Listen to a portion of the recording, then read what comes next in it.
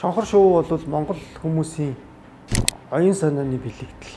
Тэрсэн шонхор шувуу ч өөрөө ирэмгий. Дээрээс нь ингээд нэг байгалийн хурдаараа гэхэд дээд хурд нь 320 км/цагийн хурдтай. Яагаад цагаан шонхор шувууг монголчууд шүтсэн гэж байсан юм бэ гэдэг асуулт гарч ирээд л тэндээс л шонхор шувууг зурах сэтэл төрсөн. Ялангуяа Монгол улсын нүүр царай чинь урлаг байдаг шүү дээ.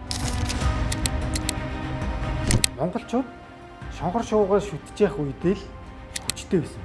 Шонхор шувууны хурд, хүч, самбаа юу байдгийг эр зориг бүхнийг монголчууд олж харсан учраас тотем болгосон болов уу гэж боддог.